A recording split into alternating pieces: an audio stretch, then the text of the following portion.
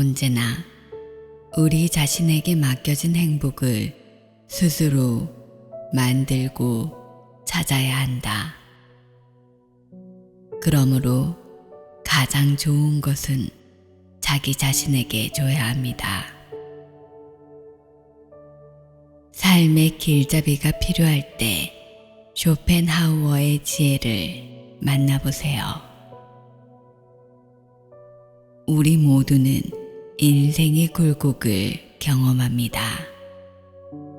그 여정 속에서 때로는 방향을 잃고 스스로를 잃어버린 듯한 느낌에 사로잡히기도 합니다.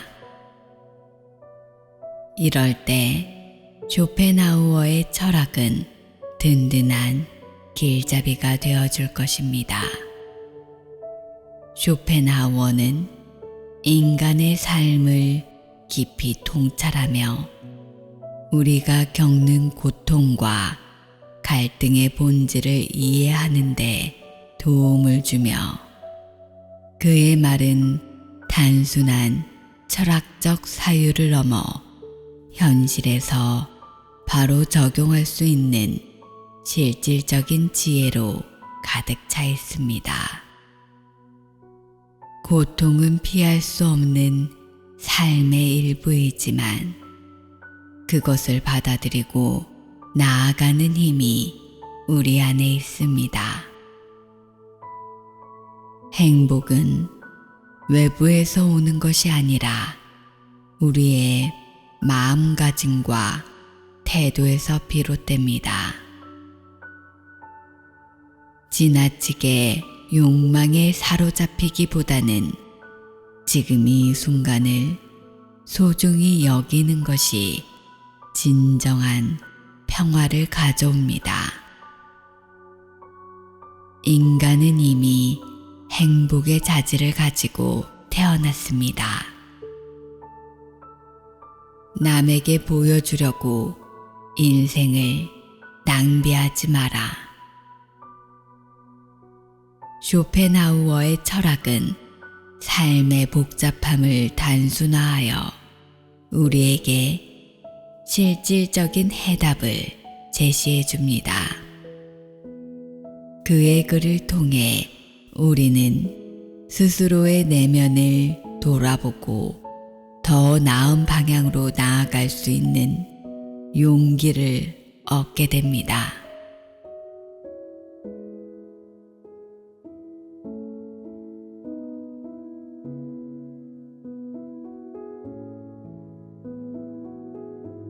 자기 인생의 행복을 수많은 요구사항을 통해 폭넓은 토대 위에 세우지 않도록 주의해야 합니다. 이런 토대 위에 서 있으면 무너지기 쉽고 사고가 생길 확률이 높아지며 그것을 피할 길이 없기 때문입니다. 인간의 행복이라는 건물과 달리 다른 여타 건물은 반대로 드넓은 토대 위에 굳게 서 있습니다. 따라서 큰 불행을 피하는 가장 확실한 방법은 모든 종류의 수단에 균형을 맞춰 요구치를 낮게 설정하는 것입니다. 일반적으로 어떤 식으로든 인생을 위해 먼 미래까지 준비하는 일은 가장 심각하고 흔한 어리석음 중 하나입니다. 이런 준비는 인간의 온전하고 완전한 삶을 염두에 두고 해야 합니다.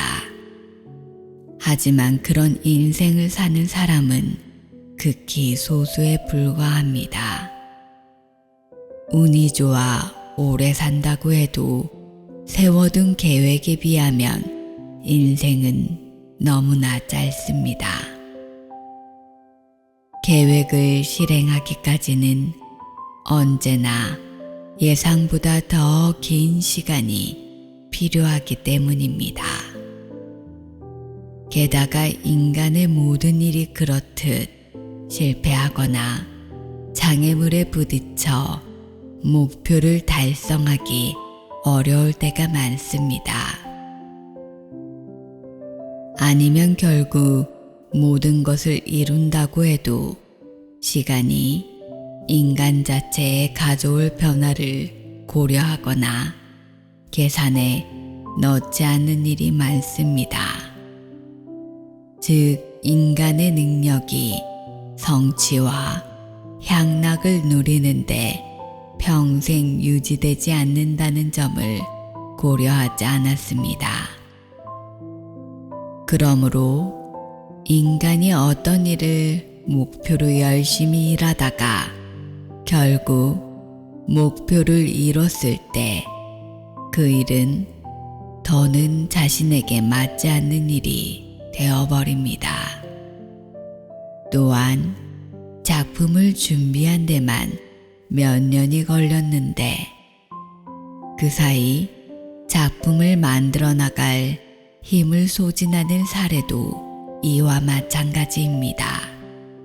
또한 오랜 고뇌와 위험을 무릅쓰고 부를 쌓았다고 하더라도 누리지 못하고 남 좋은 일만 한 꼴이 되거나 긴 세월 노력하여 얻어낸 지위를 훌륭하게 수행할 상태가 아닌 경우가 생깁니다.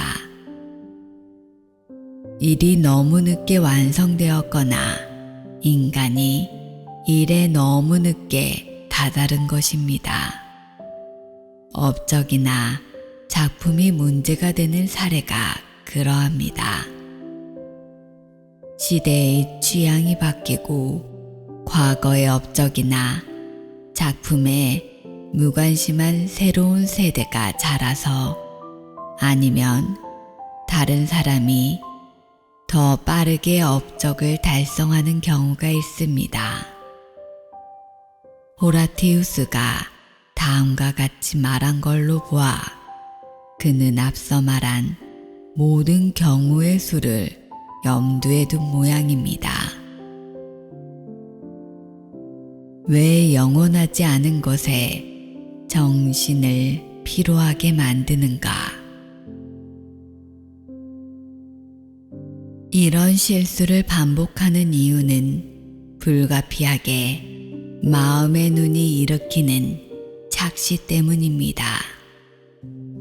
인생을 출발점에서 보면 끝이 없어 보이지만 종점에서 걸어온 길을 되돌아보면 아주 짧습니다. 하지만 착각 없이 위대한 일을 할 수 없으므로 물론 이런 착각에는 좋은 점도 있습니다. 일반적으로 인간은 방랑자 같은 삶을 삽니다. 방랑자가 앞으로 걸어가면 사물이 멀리서 볼 때와 다른 형태로 보이고 가까이 다가갈수록 변하는 모습이 특히 인간의 욕망과 비슷합니다. 인간은 종종 자신이 원하는 것과 완전히 다른, 심지어 더 좋은 것을 발견할 때가 있습니다.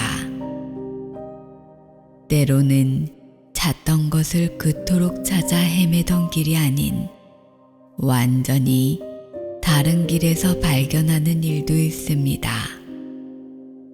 더불어 빛 좋은 개살구에다 덧없는 향락, 행복, 기쁨을 추구하다가 그 대신 영원하고 참된 재화인 교훈, 통찰, 깨달음을 얻는 예도 있습니다. 이것은 괴테의 빌헬름 마이스터 저변에 깔린 사상입니다.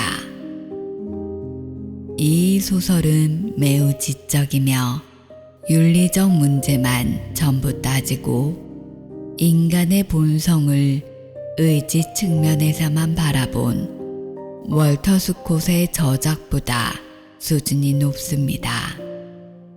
마찬가지로 기괴하지만 중요하고 여러 의미로 해석할 수 있는 상형 문자 같은 오페라 마술피리에서는 괴테와 같은 근본 사상이 거대하고도 강력한 흡입력을 갖고 무대 장치에 의해 상징적으로 표현됩니다.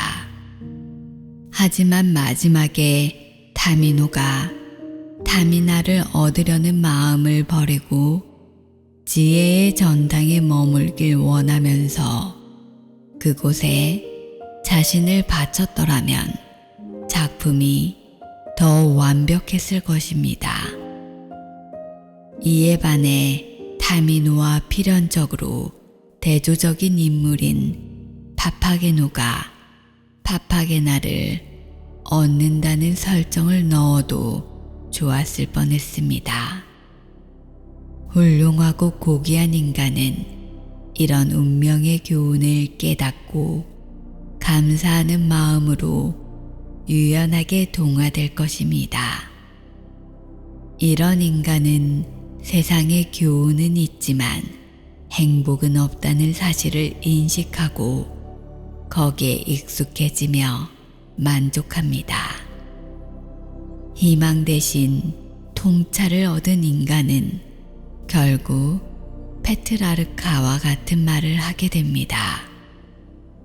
배우는 일 외에는 아무런 행복도 느끼지 못한다.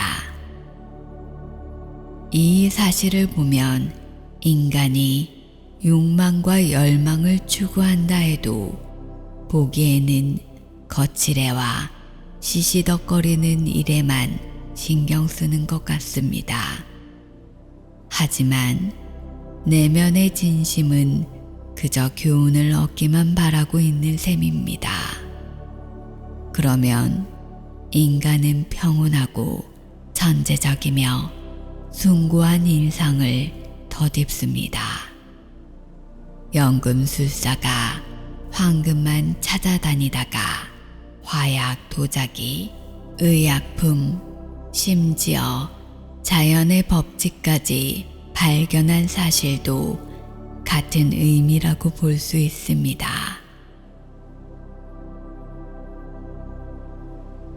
자기 자신에 대한 태도. 건물을 세우는 일을 돕는 일꾼은 전체 설계를 알지 못하거나 그 설계를 염두에 두지 않습니다. 인간도 하루하루 살아가며 자기 인생의 시간을 보내면서 삶의 이력과 그 특성에 대해 이런 관계를 맺고 있습니다. 이런 삶이 품이 있고 유의미하고 계획성 있으며 개인적인 성격을 띨수록 인생의 축소판인 평면도, 즉 설계를 종종 눈앞에 떠올려 보는 일은 필요하고 또 유익합니다.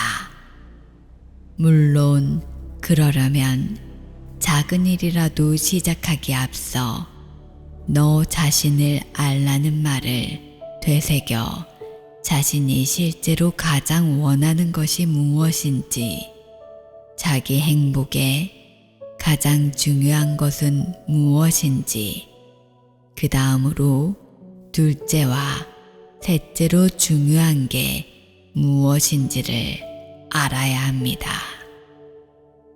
그뿐만 아니라 자신의 직업, 역할, 세상과의 관계를 인식하고 있어야 합니다.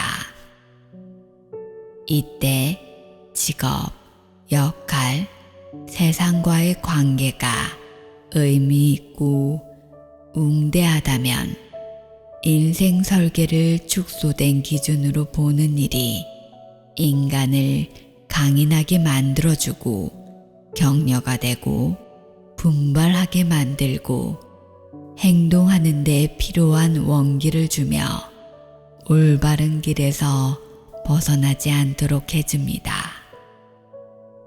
방랑자는 일단 높은 곳에 이른 다음에야 비로소 자기가 걸어온 구불구불한 길을 속속들이 살펴보고 인지할 수 있습니다. 인간도 인생의 한 주기가 끝날 때나 인생이 완전히 끝났을 때 자신의 업적과 작품의 결과, 인과관계, 심지어 그 가치까지 인식할 수 있습니다. 일하는 동안에는 언제나 단지 인간 고유의 특성이 지닌 자질에 따라 동기의 영향을 받고 능력의 정도에 따라 행동합니다. 그래서 인간은 매 순간 필요에 따라 적절하고 합리적으로 행동할 뿐입니다. 오직 성공만이 그 결과를 보여주며 이후 전체 맥락을 되돌아보면 일이 어떻게 무엇을 통해 이루어졌는지 알 수 있습니다. 그래서 인간은 가장 위대한 행위를 성취하거나 불멸의 작품을 창조하는 동안에는 결과를 의식하지 않고 그저 현재의 목표에 적합하며 당시의 의도와 일치하고 지금 타당한 사실에만 집중합니다. 그러다 나중에 전체 맥락을 살펴보면서 인간의 특성과 그의 능력이 뚜렷해집니다. 이후에 일어난 일을 하나하나 보았을 때야 어떤 영감이 스쳐 잘못된 길 수천 갈래 중에 수호신의 도움으로 올바른 길 하나를 택했다는 사실을 알 수 있습니다. 이 모든 일은 이론적인 분야뿐만 아니라 실제적인 분야에도 적용되며 반대로는 나쁜 데나 그릇된 데에도 적용됩니다. 삶의 지혜에서는 인간의 한쪽이 다른 쪽을 망치지 않도록 현재와 미래 모두 부분적으로 적절한 비율에 따라 주의를 기울여야 한다는 점이 중요합니다. 많은 경솔한 자들이 현재에 너무 치중하여 살아갑니다. 그 중에는 너무 미래에 비중을 두고 사는 사람들도 있는데 이들은 두려움과 걱정을 떨치지 못합니다. 정확하게 올바른 정도를 지키는 사람은 거의 없습니다. 노력과 희망으로 미래를 바라보고 사는 사람은 항상 앞을 내다보고 다가오는 일을 보며 조급해져서 먼저 달려가 미래의 행복을 맛보려 합니다. 그러면서 현재를 무시하고 즐기는 일 없이 지나쳐 버립니다. 이들은 나이에 비해 조숙한 용모를 가졌지만 사실은 이탈리아 당나귀와 같습니다. 당나귀는 머리에 묶인 막대기에 달린 건초다발에 정신이 팔려 눈앞만 바라보고 건초를 먹겠다는 일념으로 속도를 높여 달립니다.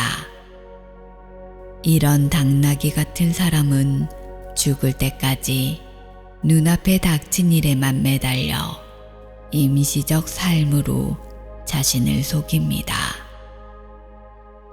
미래에 대한 계획과 걱정에 전적으로 몰두하거나 과거를 그리워하지 말고 현재만이 유일하게 실제하고 확실하다는 사실을 절대 잊지 말아야 합니다. 미래는 늘 인간의 생각과 다르게 나타나고 과거 역시 생각에 따라 달라지긴 마찬가지입니다.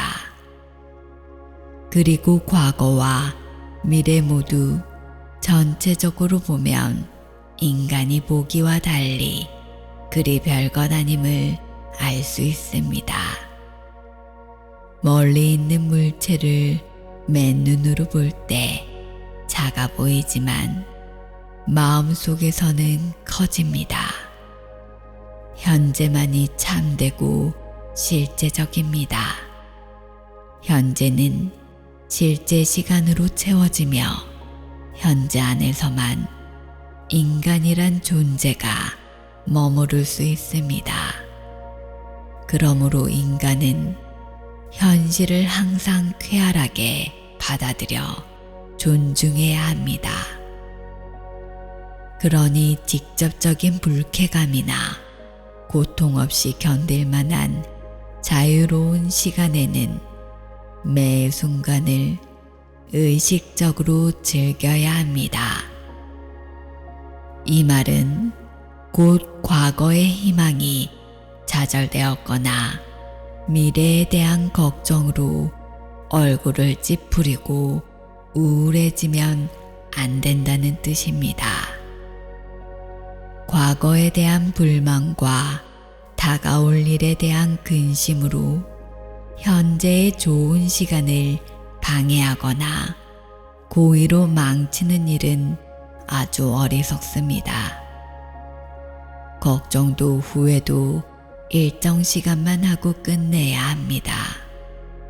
그러므로 이미 일어난 일에 대해서는 다음과 같이 생각하는 편이 좋습니다. 제 아무리 마음이 아파도 지난 일로 치부하자. 제 아무리 괴로워도 언짢은 마음을 진정시키자. 그리고 미래에 대해서는 이렇게 생각합니다.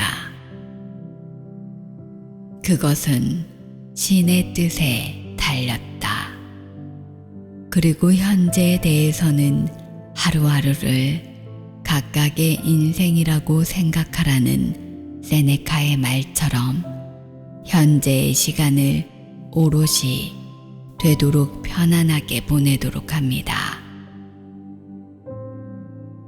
미래에 다가올 재앙을 인간이 불안해하는 일은 너무나 당연하고 그 시기가 명확하다면 이 역시 재앙입니다.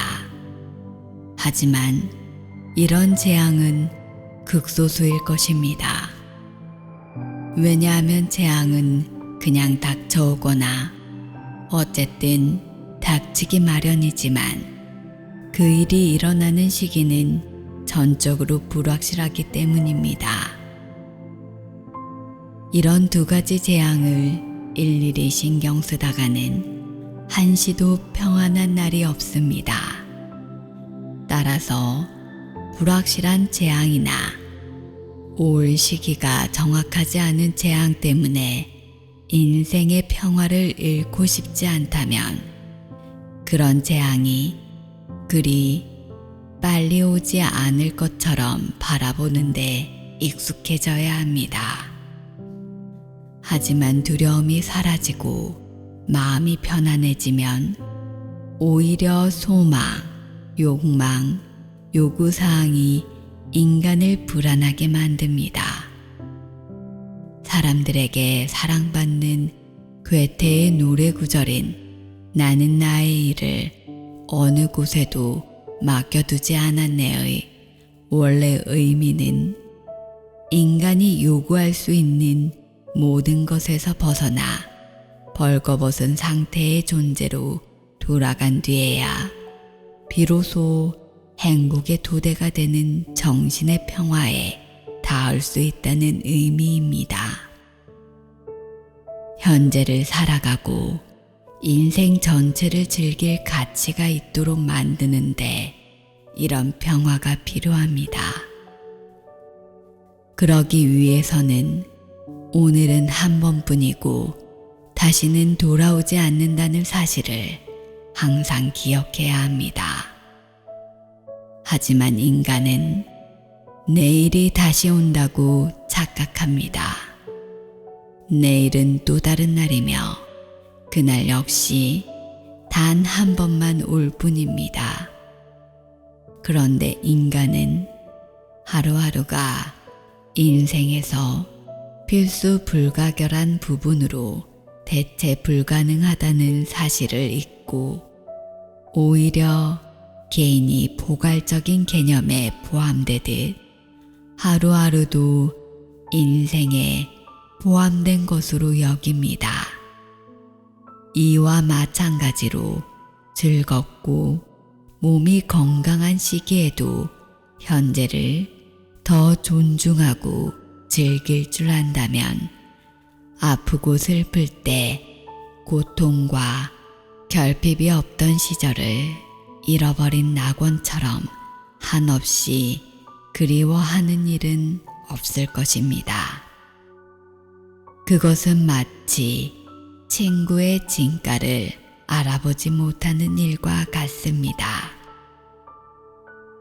그러나 인간은 자신의 좋은 날을 알아채지 못하고 보내버립니다. 그러다 나쁜 일이 생기면 좋았던 날이 다시 오길 소망합니다.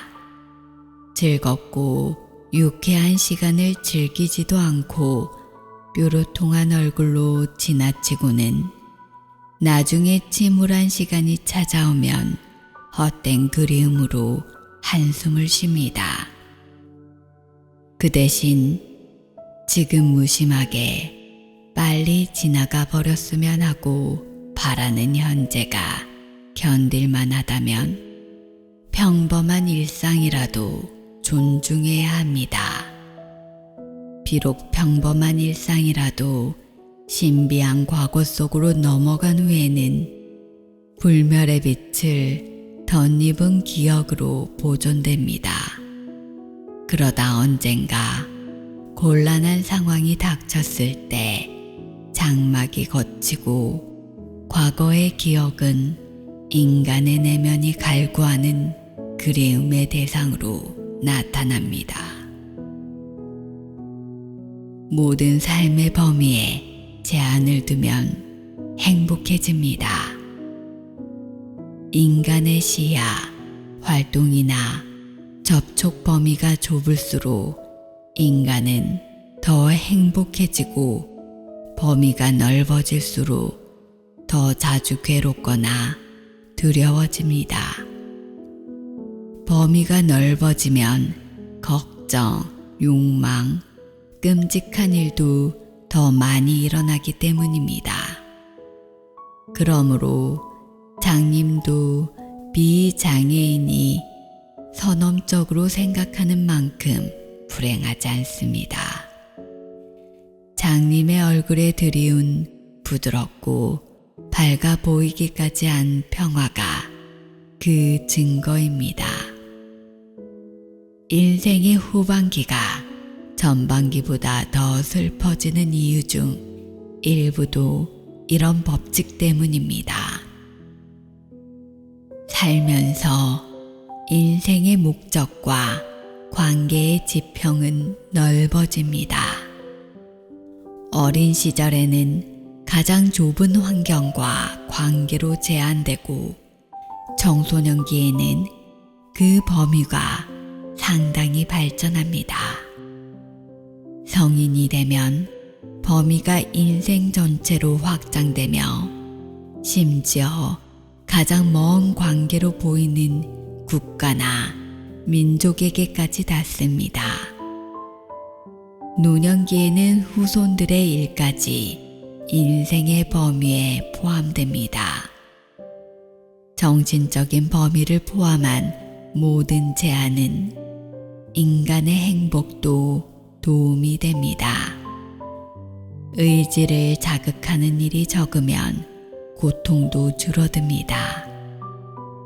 앞에서 이미 고통이 긍정적이고 행복이 그저 부정적이라는 사실을 알아보았습니다. 활동 범위에 제한을 두면 의지를 자극하는 외부 동기가 사라지고 정신적 활동 범위까지 제한하면 의지를 자극하는 내면의 동기가 없어집니다. 다만 정신을 제한하면 지루함이 찾아온다는 단점이 있습니다.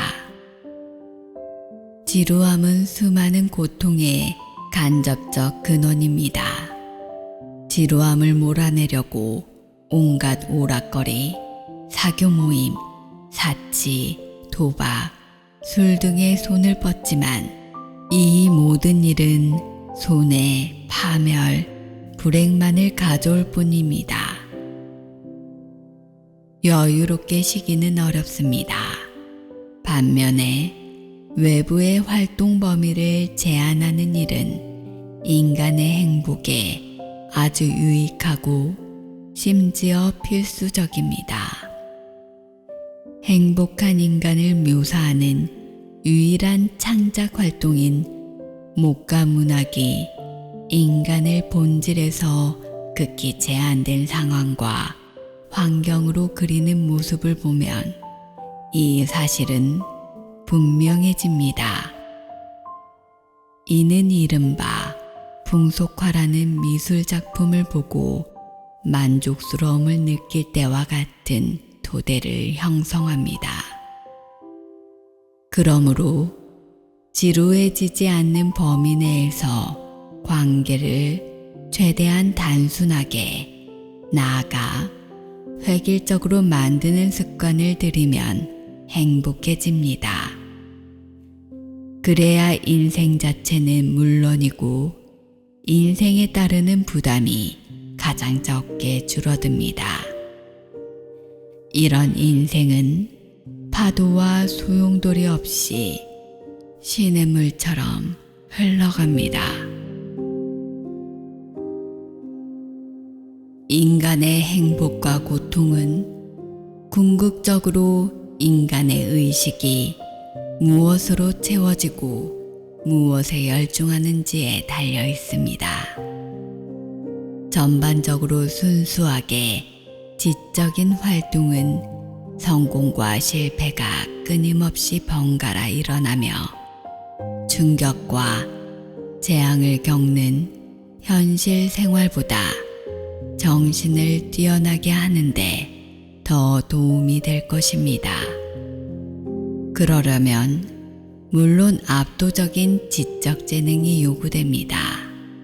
이때 유의할 점은 외적으로 활동적인 삶이 인간의 연구 활동을 산만하게 만들고 방해하며 정신에 필요한 휴식과 집중을 앗아간다는 사실입니다.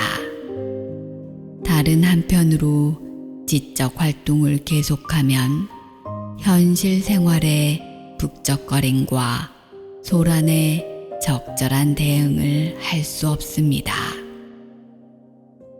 그래서 현실에서 전력을 다해야 하는 상황이 발생하면 지적 활동을 잠시나마 완전히 중단하길 권합니다.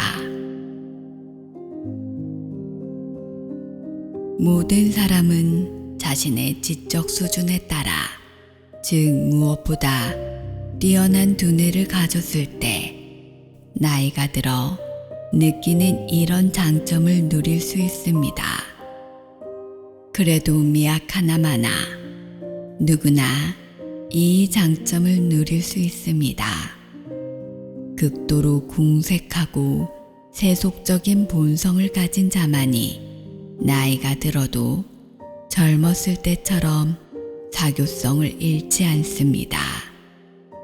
그런 자들은 예전에 자신들을 찾는 사교 모임이 있었을지 모르지만 이제는 모임에 어울리지 않는 성가신 존재가 되어버렸습니다.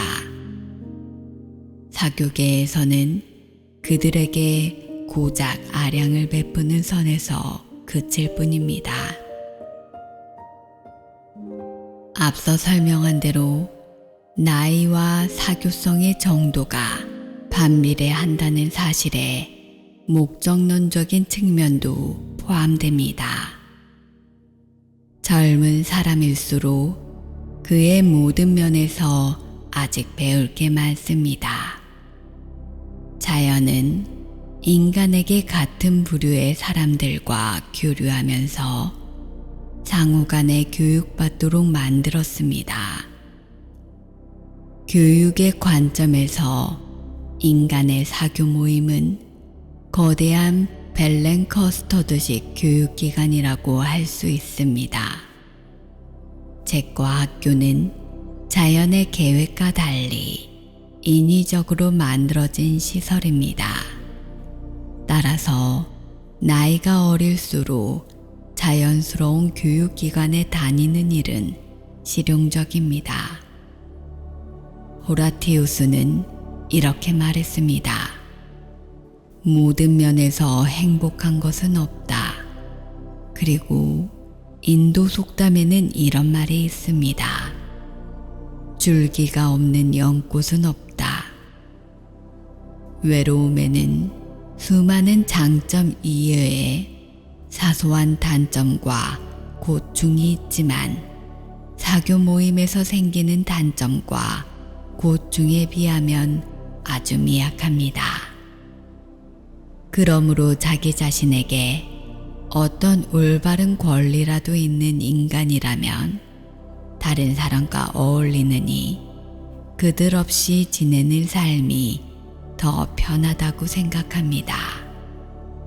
다만 이런 단점 가운데 한 가지 의식하지 못하는 단점이 하나 있습니다.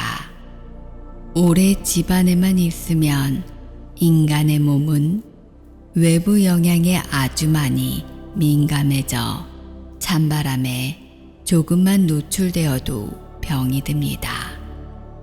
따라서 오래 지속된 은둔과 외로움은 인간의 마음을 예민하게 만들어 아주 사소한 사건, 발언, 어쩌다 단순한 표정에도 불안하고 마음이 상하며 상처를 받습니다. 하지만 늘 정신없이 사는 사람은 그런 일에 관심을 두지 않습니다.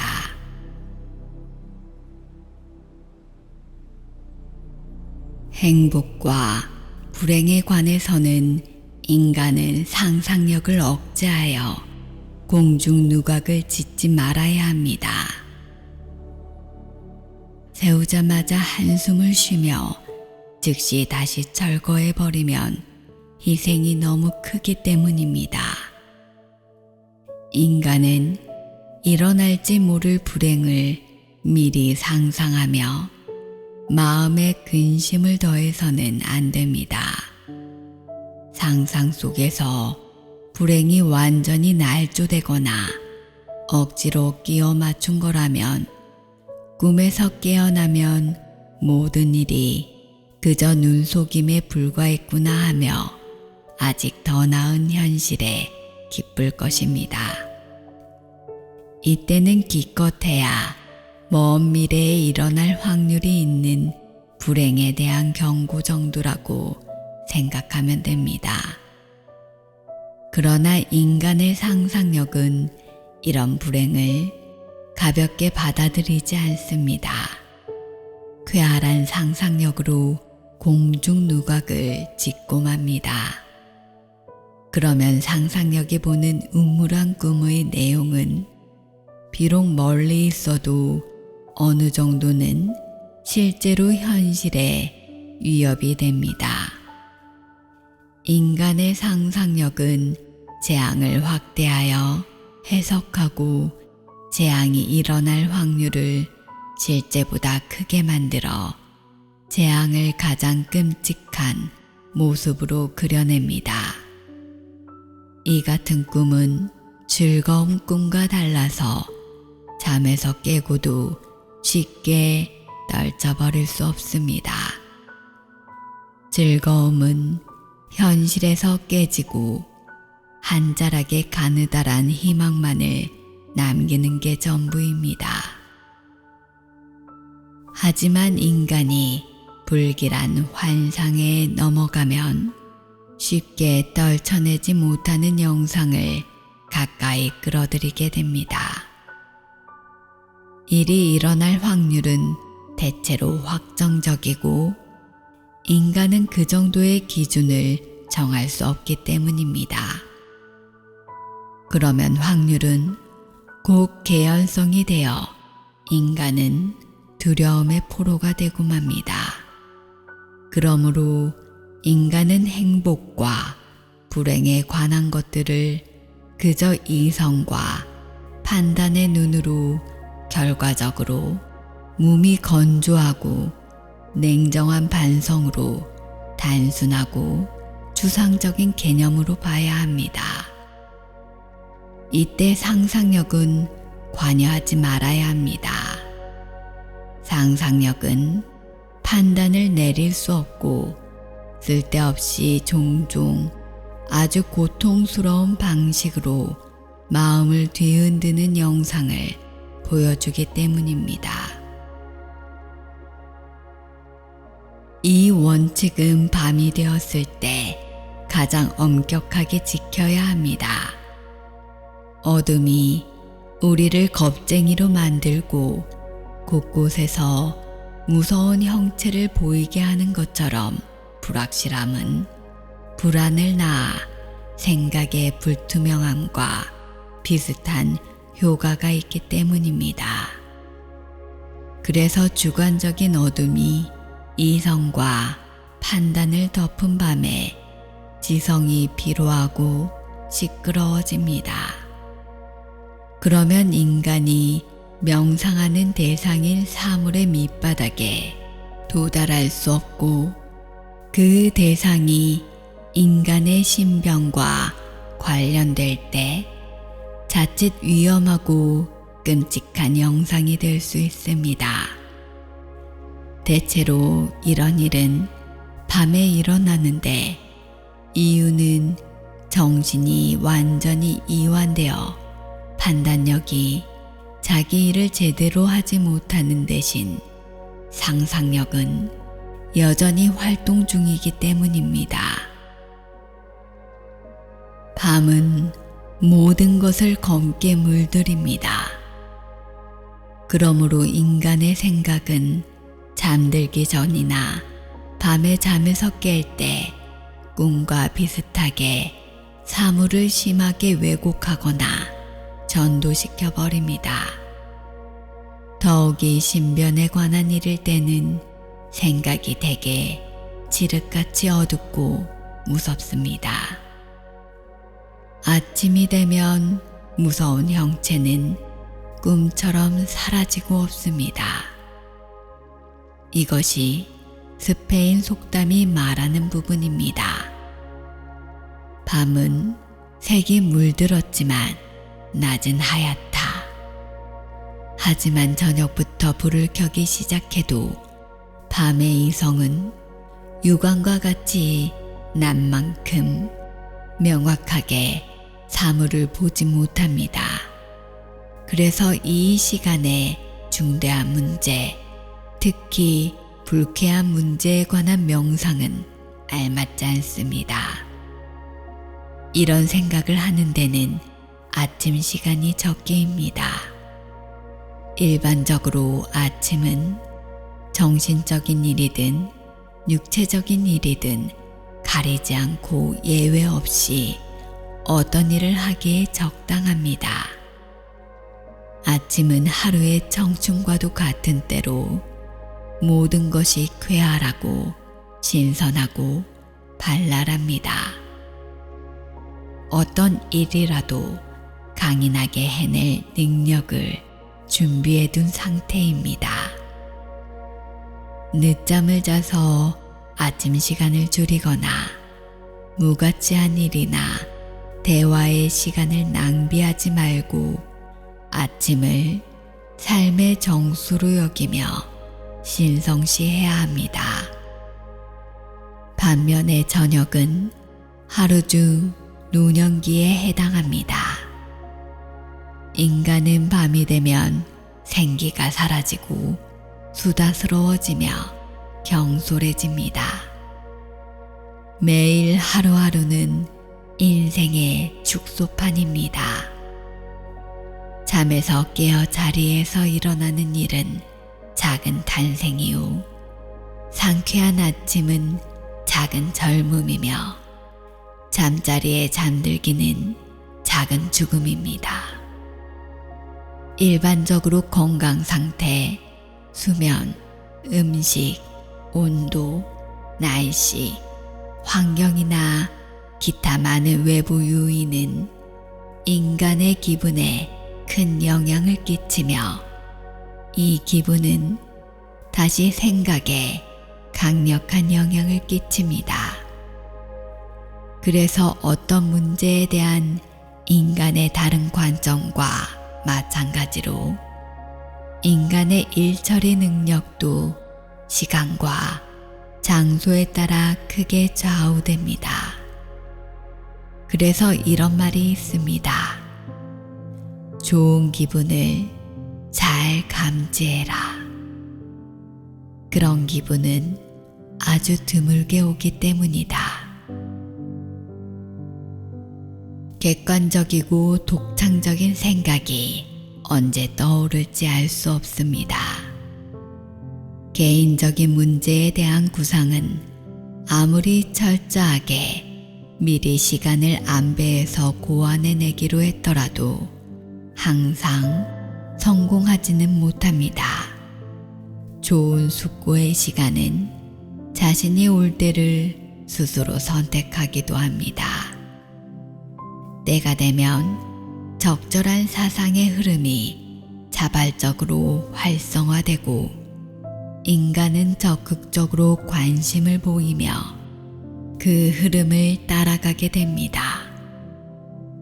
인간은 예전에 당한 불의, 피해, 손실, 모욕, 좌절, 무례함 등을 다시 생생하게 떠올리면 오래전에 잠들어버린 불만과 분노 등 심성을 더럽히는 온갖 악의적인 욕망이 불타오릅니다.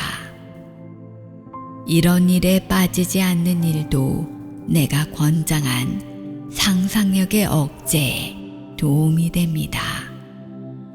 신플라톤주의자 프로클로스의 멋진 비유에 따르면 어느 도시에든 귀족이나 훌륭한 사람이 있는가 하면 온갖 군상의 천민도 있기 마련입니다. 이와 같이 가장 고상하고 고귀한 인간도 그 내면에 인간적, 즉 동물적 본성인 저급하고 세속적인 기질이 있습니다. 그러므로 내면의 천민을 자극하여 혼란을 일으키게 만들면 안 되고 그들의 주한 몰골이 눈에 띄지 않도록 창밖으로 얼굴을 내밀게 해서도 안 됩니다. 앞서 말한 상상의 산물은 이 같은 천민들의 선동자입니다.